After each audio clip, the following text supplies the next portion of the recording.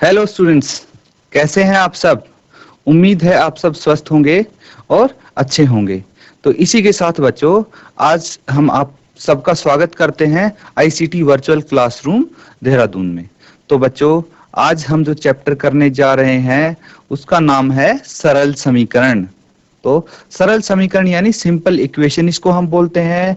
और एक क्लास इसकी हमने पिछली क्लास में की थी, तो उसमें आपने बिल्कुल बेसिक चीजें सीखी थी कि भाई समीकरण होता क्या है, कैसे इसको समीकरण को बनाते हैं, फॉर्म कैसे होता है, वो आपने सीखा था।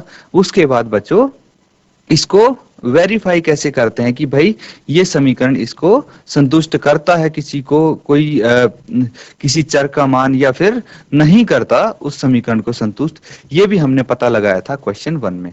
तो बच्चों, अब हम करेंगे आगे नेक्स्ट क्वेश्चन हम स्टार्ट करेंगे उस एक्सरसाइज के। तो चलिए हम स्मार्ट बोर्ड पे चलते हैं और स्टार्ट करते हैं।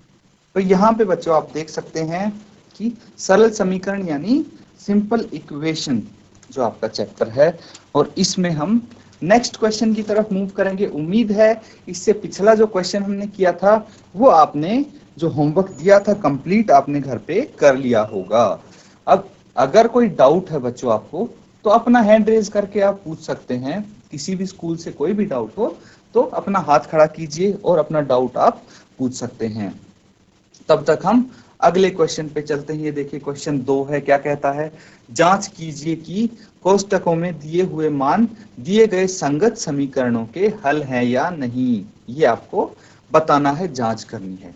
तो किस प्रकार से आप जांच करेंगे, पहला देखिए इसका फर्स्ट पार्ट क्या है। n+5 is equal to 19। n+5 कितना है, 19 है। n+5 is equal to 19। क्या चीज है ये एक समीकरण है। कैसे पता लगा भाई, ये इससे पता लगा कि हम यहाँ पे एक इक्वेलिटी का साइन है, समी का यहाँ पे है, इसीलिए ये एक समीकरण है। ठीक है, तो ये तो पता है हमें कि समीकरण है। अब क्या बोला गया है, जांच करने हैं आपको कि जो ये कोष्टकों में दिए हैं, ब्रैकेट में दिए हुए मान है किसके, जो ये चर हैं इनके मान है, तो दिए गए संगत समीकरणों के हल हैं या नहीं। मतलब इन समीकरणों के ये हल हैं या नहीं है, इसकी आपको जांच करनी है, वेरीफाई करना है। कैसे करेंगे आप इसकी वैल्यू रखेंगे। ठीक है, जो लेफ्ट हैंड साइड है, लेफ्ट हैंड साइड यहाँ पे क्या है, n+5 है। इसमें आप n का मान रखेंगे जो ब्रैकेट में है, और देखेंगे कि क्या ये राइट हैंड साइड यानी दाएं पक्ष के बराबर आता है। लेफ्ट हैंड साइड क्या हुआ, बायां पक्ष, और राइट हैंड साइड दायां पक्ष। तो देखते हैं क्या ये दोनों बराबर आते हैं। तो n की जगह हम 1 रख देंगे, 1+5 is equal to 6। Right hand side कितना है, राइट हैंड साइड तो 19 है भाई। तो ये दोनों तो बराबर हो ही नहीं सकते, यानी ये इसका हल नहीं है। ठीक है, इसका हल नहीं है। इसी तरह आप अगले वाला चेक कर लेंगे। ठीक है, नेक्स्ट वाला आप यहाँ पे चेक कर लेंगे। बी आप चेक कर सकते हैं। ठीक है, फिर सी आप चेक कर सकते हैं। अब देखिए यहाँ पे बी और सी करके देखते हैं, बिल्कुल अच्छे से आपको समझ में आएगा। बी में क्या है, लेफ्ट हैंड साइड लेते हैं हम डायरेक्ट यहाँ पे, 7n+5, 7n+5 है। 7n कितना है यहाँ पे, 7, और n है -2 +5।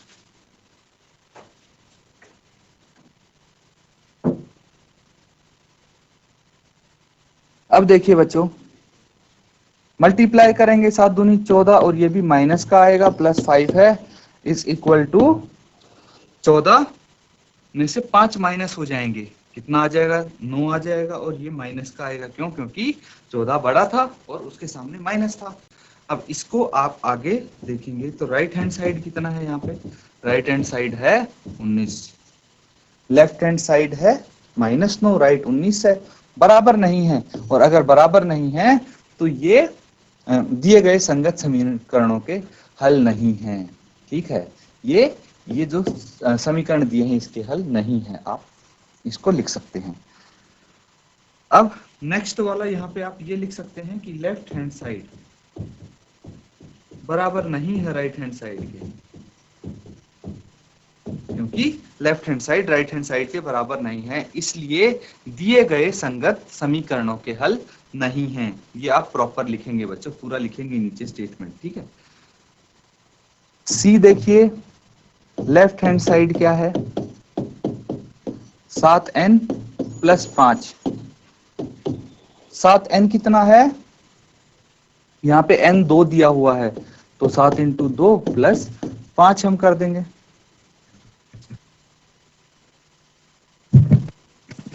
मल्टीप्लाई कीजिए इसको, 14 प्लस 5 कितना आ जाएगा, 19 आ जाएगा। और राइट हैंड साइड कितना है, 19 है। अब बताइए दोनों बराबर आए कि नहीं आए, left hand side right hand side के यहाँ पे बराबर है। LHS is equal to RHS। तो आप यहाँ पे बोल सकते हैं कि भाई क्योंकि ये दोनों पक्ष बराबर हैं, क्या n का मान 2 रखने पर, इसीलिए ये दिए गए संगत समीकरणों का हल है। यहाँ पे लिखना है ये हल है, ठीक है, दिए गए संगत समीकरणों का हल है, ये लिखेंगे आप, ठीक है। जहां पे लेफ्ट हैंड साइड बराबर राइट हैंड साइड के नहीं आए तो वहां लिखेंगे कि ये दिए गए संगत समीकरणों का हल नहीं है। इस तरह से इसको आप इनको क्वेश्चंस को अटेम्प्ट करेंगे। अब देखिए हम ई वाला पार्ट कर लेते हैं, ये डी है, ये आपके लिए होमवर्क है, ये आप घर पे करेंगे, बिल्कुल इसी तरह से आप इनको करेंगे। ई वाले में आप फिर से वही वैल्यू रखेंगे, देखिए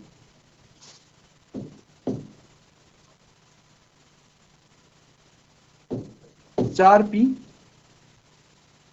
माइनस 3 इज इक्वल टू 13, और यहाँ पे आपको p कितना दिया है, p बराबर है -4, p -4 के बराबर है। लेफ्ट हैंड साइड देखेंगे, left hand side is equal to 4p minus 3, 4 into -4 होगा, p की जगह हम -4 रख देंगे, और ये -3 है। पहले इन दोनों को हम मल्टीप्लाई करेंगे, 4 इंटू -4 कितना होता है, -16, और ये -3 है, ये आ गया -19 आ गया, जो कि राइट हैंड साइड नहीं है, क्योंकि राइट हैंड साइड कितना है, राइट हैंड साइड 13 है। तो आप बोल सकते हैं क्योंकि LHS लेफ्ट हैंड साइड बराबर नहीं है राइट हैंड साइड के बराबर नहीं है, तो इसको आप काट सकते हैं। तो इसीलिए आप बोल सकते हैं कि भाई दिए गए संगत समीकरणों के ये हल नहीं है, यानी p बराबर है -4, इस समीकरण का हल नहीं होगा। अब इसी तरह अगला वाला क्वेश्चन भी आप अटेम्प्ट कर सकते हैं। जो ये पार्ट है बच्चों, ये आप फिर से होमवर्क में करेंगे, तभी आपको पता लगेगा कि भाई आपको कितना यहाँ पे समझ में आता है। जब आप खुद होमवर्क करेंगे घर पे करके और आपके आंसर वही आएंगे जो बुक में है, तभी तो आपको भी मजा आएगा सीखने में। इसीलिए मैं आपको बीच बीच में कुछ कुछ क्वेश्चन होमवर्क देता रहता हूँ। अब इसके साथ चलते हैं हम अगले क्वेश्चन में। तो आपको याद होगा हमने ये तरीका सीखा था, कल हमने प्रयत्न और भूल विधि हमने सीखी थी, ट्रायल एंड एरर मेथड जिसको हम बोलते हैं वो सीखी थी। और देखिए इसका पहला पार्ट हमने एज एन एग्जाम्पल कर लिया था, उदाहरण के तौर पे हमने करके देख लिया था कि भाई इसकी वैल्यू हमने रख के देखी कि p की पहले हम 1 रखेंगे वैल्यू, p का मान, फिर 2 रखेंगे, और जो लेफ्ट हैंड साइड है वो किसके बराबर आना चाहिए, राइट हैंड साइड के बराबर आना चाहिए। इस तरह से हम करेंगे। तो ये हम कर चुके हैं, सेकेंड पार्ट आपको करना है। तो मैं चाहता हूं कि एक बारी आप इसको सॉल्व करके देखें, अगर आप इसको कर पाएंगे तो वेरी गुड, क्योंकि जिसने कल की क्लास ध्यान पूर्वक करी होगी वो इसको आराम से सॉल्व कर लेगा। तो आपको पहले तो m की वैल्यू 1 रखनी है यहाँ पे, फिर 2 रख के 3 रख के ऐसे देखना है, और तब तक आपको रखनी है जब तक ये राइट हैंड साइड के बराबर ना आ जाए, यानी दायां पक्ष बायां पक्ष के बराबर ना आ जाए। तो इसको आप सॉल्व कीजिए और बताइए कि m का मान यहाँ पे क्या होना चाहिए। ठीक है, m का मान क्या होना चाहिए ताकि इसका समीकरण का हल आ जाए। तो बच्चों कैसे करेंगे आप इसको, सबसे पहले आप p जो ये m है, तो m की वैल्यू यहाँ पे 1 रख देंगे। m को अगर 1 रखेंगे तो क्या आ सकता है 3, m की जगह 1 आ गया -14, और कितना आ जाएगा ये यहाँ पे आ जाएगा 3 इंटू 1 3 -14, और ये आ जाएगा -11। कितना आ गया -11। राइट हैंड साइड कितना है 4 है, तो इसके बराबर नहीं आया, इसीलिए हम बोल सकते हैं कि भाई m इज इक्वल टू 1 से बात नहीं बनेगी। m इज इक्वल टू 2 रख के देखते हैं, भाई जब बराबर आ जाएंगे तो वही हल होगा इसका समीकरण का, और m का वही मान हम मान लेंगे। तो अब देखिए m इज इक्वल टू 2 रखना है, तो यहाँ पे 3 इंटू 2 -14 करेंगे इसको आगे हल, तो 6 -14 आ गया, और 14 में से 6 गया तो कितना आ गया -8 यहाँ पे आ जाता है। इसी तरह आप इसकी वैल्यूज रखते रहेंगे m की जब तक कि हमारे पास सॉल्यूशन नहीं आ जाता। m इज इक्वल टू 3 हम रख देंगे, अब कितना आ जाएगा 3 इंटू 3 -14, कितना हो गया 3 3 9 -14, और ये कितना आ गया, ये आ गया -5। अब m इज इक्वल टू हम 4 यहाँ पे रख देंगे, तो कितना आ जाएगा 3 चौके 3 इंटू 4 -14, और ये हो जाएगा 3 चौके 12, 12 -14, और ये आ गया -2, तो ये भी नहीं होगा। m इज इक्वल टू हम 5 रख के देखेंगे, तो 5 कितना आ जाएगा 3 इंटू 5 -14, और ये आ गया बच्चों 15 -14, और ये 1, तो ये भी 4 के बराबर नहीं हो सकता क्योंकि यहाँ तो 1 है। इसके बाद हम m इज इक्वल टू 6, तो हम तब तक रखते जाएंगे बच्चों m का मान जब तक हमारा बायां पक्ष दाएं पक्ष के बराबर ना आ जाए। अब देखिए यहाँ पे हम इसका मान 6 रखेंगे तो क्या आएगा 3 इंटू 6 -14, तो ये कितना हो जाता है, ये हो जाता है 6 3 18 में से अगर 14 घटाएंगे तो कितना आ गया 4, तो ये देखिए 4 आ गया हमारे पास। यहाँ पे भी 4 है, मतलब राइट हैंड साइड पे भी 4 है, और लेफ्ट हैंड साइड पे भी m की वैल्यू 6 रखने पे, m का मान कितना रखने पे 6 रखने पे हमारे पास ये लेफ्ट हैंड साइड 4 आ जाता है। तो प्रयत्न और भूल विधि से हमने इसका हल निकाला है, और m का मान यहाँ पे 6 निकाला है। तो बच्चों इस तरह से आप इसको करेंगे, आप नोट डाउन कर लीजिए सभी बच्चे। और कोई डाउट है बच्चों आपको, अगर समझ में नहीं आ रहा है ये क्वेश्चन या फिर कोई दोबारा बताना है, तो आप बिल्कुल पूछ सकते हैं, अपना हैंड रेज करके आप क्वेश्चन यहाँ पे पुटअप कर सकते हैं सामने। तो नोट डाउन करिए और फिर हम अगले क्वेश्चन की तरफ बढ़ेंगे।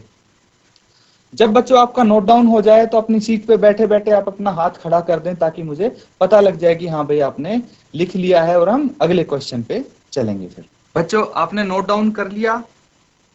अगर कर लिया तो अपना हाथ खड़ा करें बच्चों। वेरी गुड, शाबाश, ठीक है। अब हम अगला क्वेश्चन कर रहे हैं।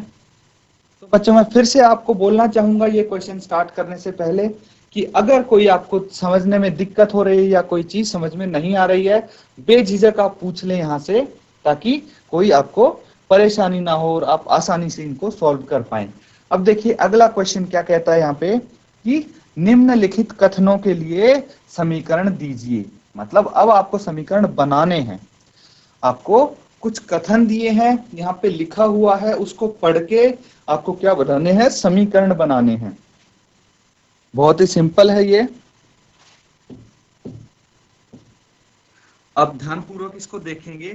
पहला क्या कहता है, जो कथन है उसको पढ़ते जाना है, और जो जो लिखा है यहाँ पे एज इट इज उसको आप लिख देंगे समीकरण के रूप में।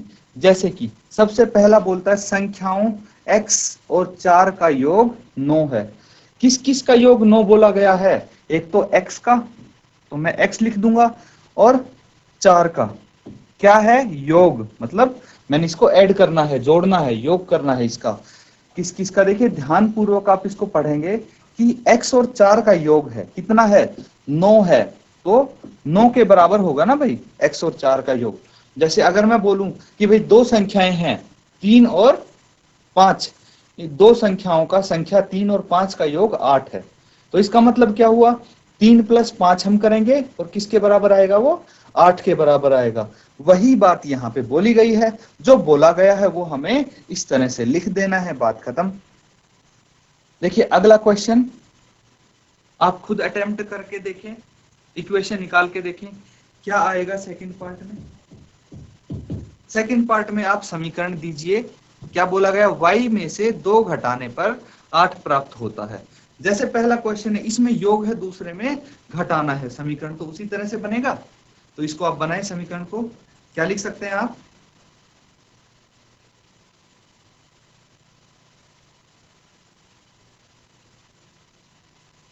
शाबाश। देखिए y में से, किस में से क्या घटाना है, ये चीज जरूरी है। तो y में से 2 घटाना, पहले हम y लिखेंगे और फिर उसमें से 2 घटा देंगे, आंसर कितना आएगा, 8 आएगा। तो ये चीज ध्यानपूर्वक आप पढ़ें कि भाई किस में से किसको घटाना है, ठीक है। अब बोला गया है, देखिए ये भी हमने पढ़ा था, समीकरण कैसे फॉर्म करते हैं कि भाई योग हम करते हैं, हमने कल के लेक्चर में सीखा था कि भाई जोड़ते हैं तो हम बीच में प्लस लिख देते हैं, घटाने के लिए हम माइनस लिख देते हैं, या फिर गुणा वाले भी आते हैं कि भाई कितना गुना है, कितने टाइम्स है। तो यहाँ पे a का 10 गुना बोला गया है ना, a का 10 गुना, तो इसको किस तरह से लिख सकते हैं हम, a का कितना गुना, 10 गुना, तो a को मैं 10 से गुना कर सकता हूं, कितना है, बोला गया भाई 70 है यहाँ पे, तो a का 10 गुना मैंने 70 लिख दिया। तो इसको ऐसे भी लिख सकते हैं, 10a बराबर है 70, इस तरह से भी इसको लिख सकते हैं, एक ही बात है, ठीक है।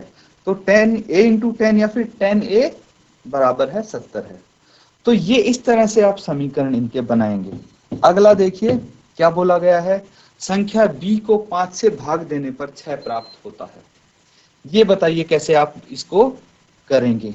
अभी तक आपने क्या क्या किया है, योग किया है, घटाने वाला समीकरण बनाया है, फिर गुणा करने वाला बनाया है, भाग देने वाला है। तो बताइए भाग देने वाला को आप किस तरह से लिख सकते हैं।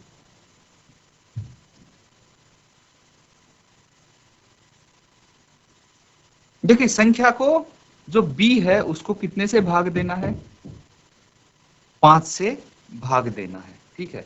संख्या b को 5 से भाग देना है और हमें कितना प्राप्त होगा, 6 प्राप्त होगा।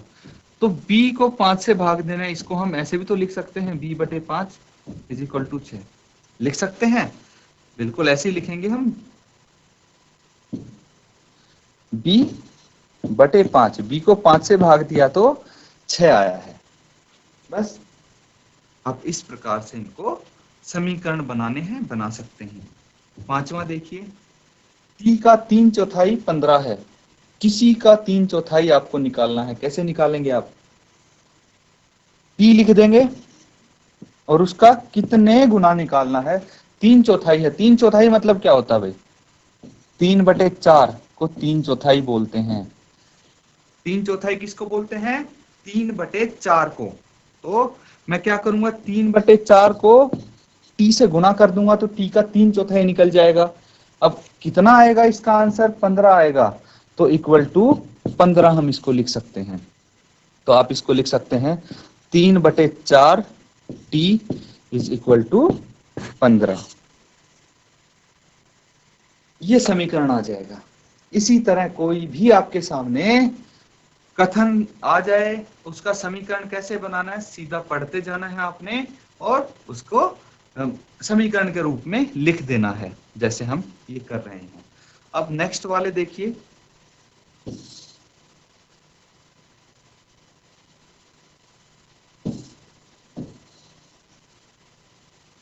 बच्चों अगर कोई भी आपको क्वेश्चन, कोई पार्ट अगर समझने में दिक्कत हो रही है, समझ नहीं आ रहा है, तो आप अपना हैंड रेज करके पूछ सकते हैं, भाई मैं दोबारा समझा दूंगा उस चीज को, तो बिल्कुल संकोच ना करें पूछने में। 6 देखिए क्या बोला है, m का 7 गुना और 7 का योगफल आपको 77 देता है। तो इसको आप ध्यानपूर्वक देखें, यहाँ पे क्या बोल रहे हैं, किसका 7 गुना, m का 7 गुना। तो आपको m का 7 गुना करना है। तो इसको मैं इसी के सामने लिख सकता हूं, m का 7 गुना है तो 7m हो जाएगा। m का 7 गुना कितना हो जाएगा, 7m। और 7 का योगफल, देखिए m का 7 गुना तो कर दिया है, इसके साथ में किसका योगफल करूंगा, 7 का, और उत्तर कितना आना चाहिए, 77 आना चाहिए। बस इस तरह से आप इसको कर देंगे, सिंपल है। नेक्स्ट वाला देखिए, एक संख्या x की चौथाई ऋण 4 आपको 4 देता है। तो सबसे पहले ये देखिए कि संख्या क्या है, संख्या यहाँ पे आपकी x है, जो 7th है उसकी संख्या क्या है, x है। क्या बोला गया है, x की चौथाई ऋण कितनी, 4, x की चौथाई ऋण 4 आपको 4 देता है। यानी इसका मतलब क्या हुआ कि पहले तो x का चौथाई निकाल लेंगे हम, x बटे 4, और ऋण यानी इसमें से माइनस करना है, हमें घटाना है, कितना, 4। कितना देगा ये, 4 ही देगा। बस इस तरह से हम कर देंगे। बस आपको समझ में आनी चाहिए कि क्या लैंग्वेज लिखी है भाई। अगर आपको हिंदी समझ में आती कोई दिक्कत नहीं है, हिंदी में तो लिखा है सब। नेक्स्ट वाला देखिए, यदि आप y के 6 गुने में से 6 घटाएं तो आपको 60 प्राप्त होगा। कितना आसान है। सबसे पहले तो हमें किसका 6 गुना करना है, y का 6 गुना कितना होगा, 6y होगा, और इसमें से आपको क्या घटाना है, 6। तो 6 घटाएं, कितना प्राप्त होगा, 60 प्राप्त होगा। तो इज इक्वल टू 60 आप लिख देंगे। कितना आसान है। नेक्स्ट देखिए, यदि आप z के 1/3 में 3 जोड़ें तो आपको 30 प्राप्त होगा। ये बच्चों आप खुद करेंगे होमवर्क के लिए। देखिए सारे पार्ट हमने कर दिए हैं, बिल्कुल इसी तरह ये आखिरी पार्ट आप खुद करके लाएंगे घर पे, ये आपका होमवर्क रहेगा। तो बाकी पार्ट्स को बच्चों आप नोट कर लें। तो बच्चों आज के लिए हम बस इतना ही करेंगे। जो भी यहाँ पे क्वेश्चंस हुए हैं उनको आप एक बारी घर पे जाके दोबारा जरूर करें, लिख लिख के करें, और खुद आप उसको एनालाइज करें कि आपको क्लास वर्क में से कितना देखने की जरूरत है, बिना देखे आप कर पा रहे हैं, और होमवर्क भी जरूर करें। इसी के साथ आज का लेक्चर हम खत्म करते हैं। Thank you and have a nice day.